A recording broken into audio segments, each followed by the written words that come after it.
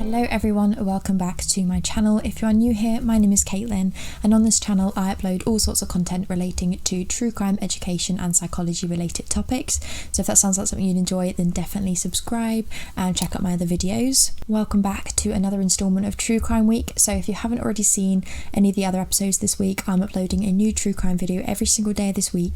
So I hope you guys are enjoying all the content so far. So for today's case, I don't really want to give a lot away before I get straight into the video because it is a baffling one, but we're going to be discussing something known as the case of the ragged stranger. So if you'd like to hear about the details of the case, then keep on watching. But before we get started, I'm just going to zoom through my usual disclaimer that I like to include at the start of all my videos, just letting you guys know that I'm not claiming to be an expert in this case or any of the other cases that I cover over on my channel. I'm simply relaying the information I'm able to find myself through research of certain sources on the internet, and because only certain sources are accessible to me, it means I may get things wrong, leave things out or mispronounce things. I apologise if I do any of those things. I'm not trying to cause anyone any harm or an injustice. I'm simply working with the information that I have available to me. So with all that being said, let's just go ahead and get started discussing the case of the ragged stranger. To begin discussing this case, I'm going to firstly begin by talking about a woman named Ruth Anna Johnson. Ruth Johnson was born on the 27th of December in the year of 1898 in Chicago in Illinois to Charles Johann and Eugenia Johnson, who had been a pair of Swedish immigrants only recently residing in the United States. And in 1914, Ruth began dating a man named Carl Oscar Wanderer, and after 5 years they would end up getting married. Carl Wanderer was born in 1887, meaning that he was in his early 30s when he married 20-year-old Ruth. It was known that Carl had been the child of a couple who had moved to Chicago from Germany not long before he was born. He had never made it through high school as he dropped out at a relatively young age and decided to begin working straight away. He was believed to have been rather strict with money, and he was constantly saving his earnings, and then when he was in his 20s, him and his father started a business together by opening up their own butcher's shop. Carl enlisted in the Illinois Cavalry and then served in 1916, where he subsequently received a promotion to a lieutenant in the army, which is where he served then in World War I. By the time he returned to Illinois, it was believed that he had received quite an impressive amount of awards, and he'd returned home as a heavily decorated and well-respected war hero. It was following his return to Illinois that he met and married Ruth Johnson after 5 years of dating, and then from here the pair had moved into Ruth's parents' home. Shortly after this point, Ruth had fallen pregnant with Carl's child, but upon learning the news, it's reported that Carl had immediately began distancing himself from his new family. And then on June the 21st of 1920, Carl and Ruth Wanderer had been out watching a movie when they'd headed straight into Ruth's parents' home where they'd been living. The next thing that had been known was that Ruth's mother had heard gunshots ring out from the hallway of her home. She'd run directly towards the source of the gunshots, which is where she came face to face with Carl beating a man with a gun. She later told the authorities that the man that she'd seen Carl beating with a weapon had been dressed in ragged clothing. And then next to the scene with Carl and the unknown man in the hallway lay Ruth bleeding from multiple gunshot wounds to her chest. When the authorities had arrived at the scene, Carl had given them his account of what he claimed had happened in the home before Ruth's mother had entered the room. So according to him, this unknown man in ragged clothing had been inside the home when they'd arrived from their day out, and he said that he'd assumed the man had been there to rob the family when they'd interrupted him. When Carl had spotted the unknown man inside the home, he'd pulled out his service pistol, which had been a Colt M1911, and started shooting the attacker, who in response shot back with his own weapon. Carl claimed that he had managed to shoot the attacker, but the attacker had managed to shoot Ruth before Carl had lunged at him, and it was at this point that he claimed Ruth's mother had entered the scene. It was later determined that a total of 14 gunshots were fired in the space of mere seconds during the ordeal. And it's worth noting that the unknown assailant had not died on the scene. He had died later that day in a nearby hospital,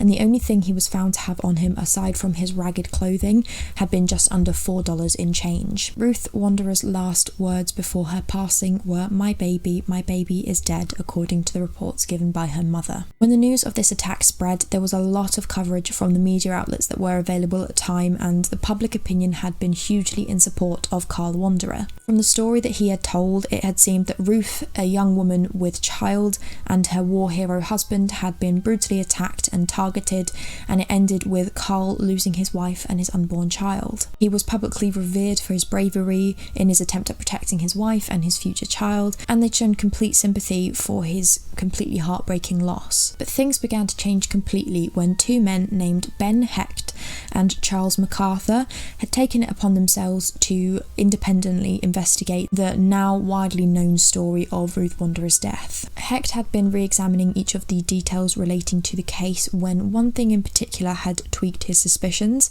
He had come across a photo that had been taken by the police following their response to the scene of the murder. In the photo, there were two weapons that had both been allegedly used during the incident, one by Carl himself and the other by the unknown attacker. But both of the weapons had been identical, and both appeared to match the gun that Carl was known to carry on him. Obviously, from Carl's account of the incident, we know that Carl had pulled out his gun and used it to defend himself against this unknown assailant, but Hector thought it was strange that this attacker, who had been described as wearing raggedy clothing and had very little in terms of belongings on him, he didn't have a lot of money, and he appeared in a roundabout way to be a desperate drifter that had been attempting to steal from someone else's home, that he would have this expensive weapon in his possession. And Charles MacArthur had had a similar suspicion when he discovered that the very same weapon, believed to have been used by the unknown assailant, had actually been sold to a man named Fred Wanderer a few years prior, and this Fred Wanderer happened to be the cousin of Carl. Hecht had interviewed Carl Wanderer on numerous occasions in the first couple days of the investigation and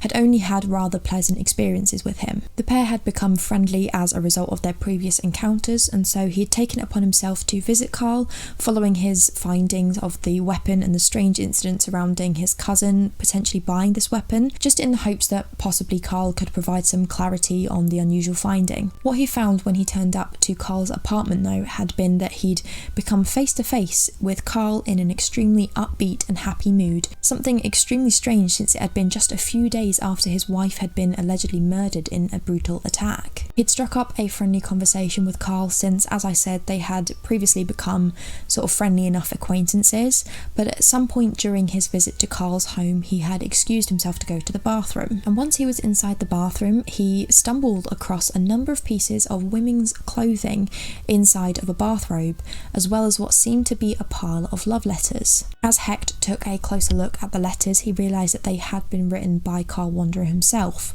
but he noticed that they weren't addressed to his wife. Instead, he found these love letters had been addressed to a man only named as James. He didn't inform Carl of his findings, but instead, Hecht and MacArthur had decided to take their shared suspicion of the gun discovery and these love letters and report their findings to the police department. As a result, Carl Wanderer was brought in by police for further questioning in relation to the incident which led to his wife's death, as well as the death of this unknown man originally believed to be an attacker. When questioned regarding the link between his cousin and the gun that the assailant had been carrying, he denied having any connection to the weapon whatsoever, stating that he only received his gun specifically from his time in a training camp in the army during the war. But something new had come out during this interrogation that had not been known to investigators at the start or immediately following the attack. So they discovered that on the day of Ruth's murder, she had withdrawn $1,500 from her bank account, this cash which would later be found inside Carl's apartment. The suspicion directed at Carl only seemed to grow the further that they dug, and yet he continued to deny hiding anything from them and maintaining his account on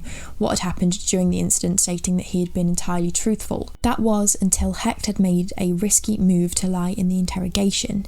He had told Carl that James was on his way to the police station to meet him. It's not not clear whether Carl had been made aware of Heck's discovery of the love letters inside his apartment at this point, but I can only assume that it had been a complete surprise to him because of the surprising response that he had. After hearing of this, Carl Wanderer had suddenly confessed that he had been guilty. He continued on by explaining to the authorities that he had actually married Ruth with the only intention of having access to her money, and that he was in fact a closeted homosexual. Upon discovering that Ruth was pregnant, he had decided that he couldn't let their relationship go on any further and sought out a vagrant to carry out a scheme that he'd concocted. The man he'd hired had been Al Watson, a drifter seemingly desperate for money. He told Watson that him and his wife were struggling greatly in their relationship, and he'd wanted to find a stranger who he could hire to stage a fight with him in front of his wife, so that he could then step in and become a hero in his wife's eyes. But in actuality, he had planned something much more sinister. Watson, entirely unaware of Carl's dark intentions, had agreed to help him with this strange plan, and they planned to go ahead. But rather than carry out the scenario that he had allegedly planned with Al Watson, Carl had shot both Watson and his wife when they were all face to face inside the home. He'd thought ahead to bring 2 identical guns with him, so it would be easy enough for him to craft a scenario in which the attacker had shot his wife, while then he shot the attacker in self-defense.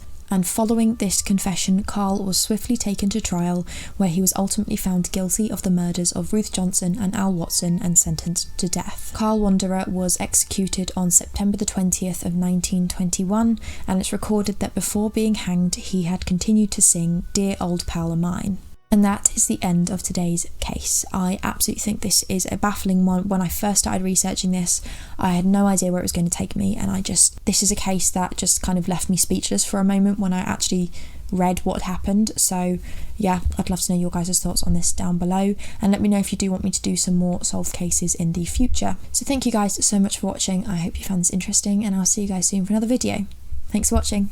Bye.